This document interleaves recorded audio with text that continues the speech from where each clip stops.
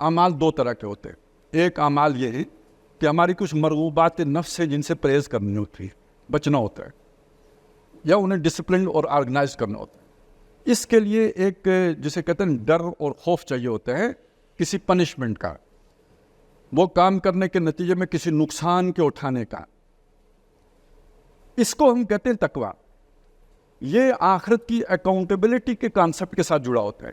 اگر ہمیں آخرت کی اللہ کے سامنے محاسبے کا ڈر نہ ہو تو ہم برے کام کرنے سے رک نہیں سکتے. جو ہمارے نفس جن کاموں کو کرنا چاہتا ہے اسے کنٹرول نہیں کر سکتے.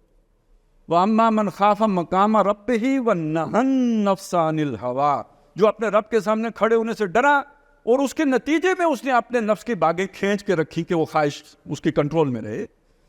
تو نفس کو کنٹرول میں رکھنے کے لیے جو شے کام آتی ہے وہ اللہ کا خوف ہے, اللہ کا ڈر ہے, اللہ کے سامنے پیشی ہے. لیکن جو قربانی دینی ہے, مال قربان کرنا ہے, جان قربان کرنی ہے. اب جو میں نے ابھی آپ کے سامنے بات رکھی ہے کیریئر قربان کرنا, جب ہم سمجھتے ہیں یہ طاغوت ہے تو اس پر کیریئر نچھاور تو نہیں کیا جا سکتا نا, قربان کرنا پڑے گا. یہ جو قربانی کا مادہ ہے یہ کہاں سے پیدا ہوتا ہے؟ یہ مادہ اللہ کی محبت کے نتیجے میں پیدا ہوتا ہے. جتنی اللہ کی محبت شدید ہوتی چلی جائے گی دوسری محبتیں کمتر ہوتی چلی جائیں گی. لہذا ان کمتر محبتوں کو اس شدید تر محبت پر قربان کرنا مشکل نہیں ہوگا, آسان ہوتا چلا جائے گا. اب آیا قرآن مجید نے یہ تقاضا ہمارے سامنے رکھا یا نہیں رکھا؟ والذین آمنوا اشد حبا للہ, اور جو لوگ ایمان لاتے ہیں وہ سب سے شدید محبت اللہ سے کرتے ہیں. اور ایک بات یہاں پہ یہ سمجھ لیجئے, جو بھی میرا مطالعہ قرآن ہے اس سے مجھے یوں لگتا ہے کہ انسان کی ہدایت اور گمراہی کا فیصلہ اللہ تعالیٰ اسی بنیاد پر کرتا ہے کہ اس کو سب سے شدید محبت ہے کس سے. اگر سب سے شدید محبت اللہ سے ہے اور اللہ کے لیے انسان وہ قربانی دینے کے لیے تیار ہے, اس آدمی کو اللہ کبھی گمراہ نہیں ہونے دے گا, ہدایت کے رستے پر انگلی پکڑ کر چلائے گا.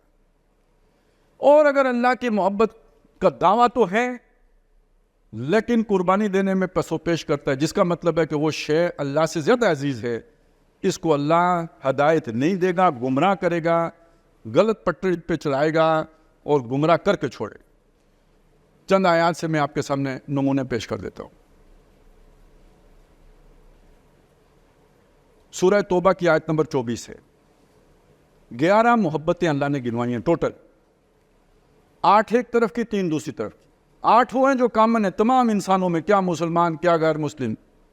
قُلْ إِنْ كَانَ آبَاؤُكُمْ وَأَبْنَاؤُكُمْ وَإِخْوَانُكُمْ وَأَزْوَاجُكُمْ وَعَشِيرَتُكُمْ وَأَمْوَالٌ اقْتَرَفْتُمُوهَا وَتِجَارَةٌ تَخْشَوْنَ كَسَادَهَا وَمَسَاكِنُ تَرْضَوْنَهَا.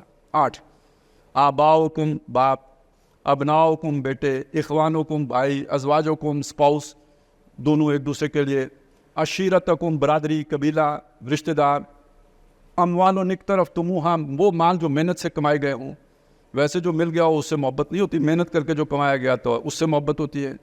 تجارت تخشون کسادہا وہ تجارت جس کے کساد بازاری کا, نقصان کا, ٹوٹے کا دھڑکا لگا رہتا ہے. مساکن مسکن کی جمع ہے گھر. ترضونہا یہ معنی بھی ہو سکتا ہے جو تم نے ڈیکوریٹ کیے ہیں, اور یہ معنی بھی ہو سکتا ہے کہ جو تمہارے دل میں کھبے ہوئے ہیں. احب الیکم اگر تمہیں محبوب تر ہیں, من اللہ و رسولہ و جہاد فی سبیلہ اللہ سے, اللہ کے رسول سے اور اللہ کی راہ میں جہاد کرنے سے. اب یہ دیکھیے یہ تیسری جو چیز ہے نا جہاد, یہ کیا ہے؟ اللہ کی محبت میں اپنا سب کچھ قربان کرنے کا نام جہاد ہے. گھر بار چھوڑنے کا نام, جان قربان کرنے کا نام, یہ ساری محبتیں قربان کرنے کا نام جہاد ہے. تو اگر اللہ سے, اللہ کے رسول سے اور اللہ کی راہ میں جہاد کرنے کی محبت پر یہ 8 محبتوں میں سے کوئی غالب آ جاتی ہے, فتربصوا تو جاؤ. اب یہ جو جاؤ یا انتظار کرو 2 معنی اس کے کیے گئے. اور ہمارے جو ڈاکٹر اسرار احمد صاحب اللہ تعالیٰ انہیں معاف فرمائے, بہت اونچے درجے عطا فرمائے جنت میں, وہ یہاں ترجمہ کرتے تھے دفع ہو جاؤ. تو اب آپ سوچئے وہ یہ کیوں ترجمہ کرتے تھے؟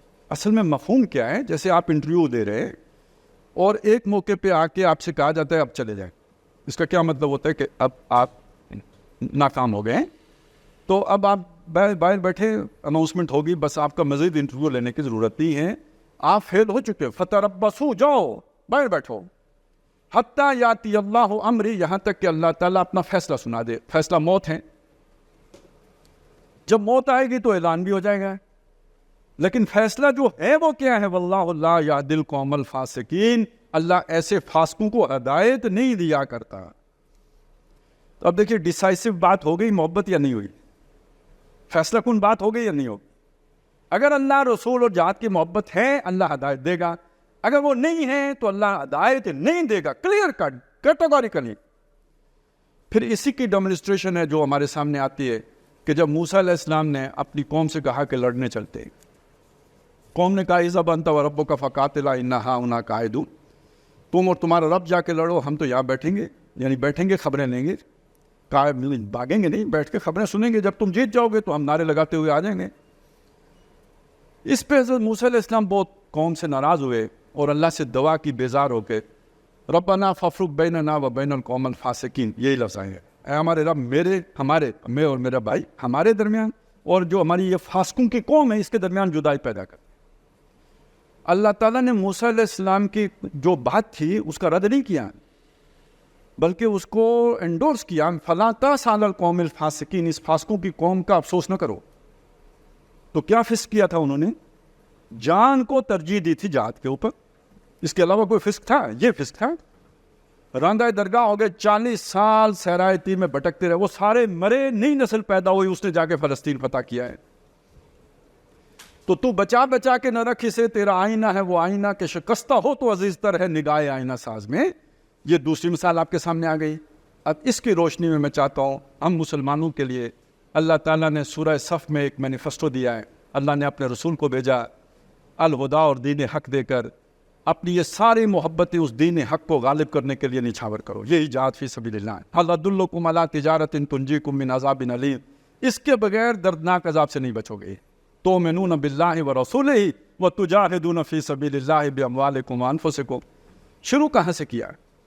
یا ایھا الذین آمنوا، اے وہ لوگوں جو ایمان لائے ہو، لما تقولون ما لا تفعلون، کیوں کہتے ہو وہ بات جو کرتے نہیں؟ یعنی دعویٰ تمہارا اسلام کا کہ ہم نے اللہ کو بادشاہ مانا، اللہ کے دین کی ہم جو ہے وہ ماننے والے، اور چلتے تم غیروں کے دین پر ہو۔ لما تقولون ما لا تفعلون کبر مقتا عند اللہ ان تقولوا ما لا تفعلون، اللہ کو بیزار کرتی ہے یہ بات کہ تم جو کہو وہ کرو نہ۔ تو اللہ کو محبت کس سے ہوتی ہے؟ ان اللہ یحب الذین یقاتلون فی سبیلہ صفا کانہم بنیان مرصوص، جو اللہ کی راہ میں صفیں باندھ کر سیسا پلائی دیوار بن کر جنگ کرتے ہیں تاکہ اللہ کا دین غالب ہو جائے، ان سے اللہ محبت کرتا ہے، اور جو یہ نہیں کرتے ان سے بیزار ہوتا ہے۔ اور اگلی مثال پھر موسیٰ علیہ السلام کی آ گئی، اذ قال موسیٰ لقومہ یا قوم لم تؤذوننی وقد تعلمون انی رسول اللہ الیکم فلما زاغوا ازاغ اللہ قلوبہم واللہ لا یہدی القوم الفاسقین۔ وہی فاسق کا لفظ پھر آ گیا۔ یہ فسق ہے باطنی۔ اس باطنی فسق کا ہی دوسرا نام ارتداد باطنی ہے۔ مرتد ہو گیا بندہ، اوپر سے مسلمان ہے اندر سے مرتد ہوا، یہ محبتوں کا ارتداد ہے۔ اور اسی ارتداد کا تیسرا نام نفاق ہے، منافقت ہے۔ اور ان المنافقین فی الدرک الاسفل من النار، ایک کافر ہیں جنہوں نے مانا ہی نہیں، وہ مقابل آ کے لڑتے ہیں، طاغوت کی طرف سے لڑتے ہیں۔ ایک مومن ہیں جو اللہ کی طرف سے لڑتے ہیں، ایک منافق ہیں جنہوں نے دعویٰ کیا ایمان لانے کا، اقرار باللسان کیا لیکن اس کے تقاضے پورے نہیں کیے، یہ ان کافروں سے بھی نچلے گڑے میں ہوں گے۔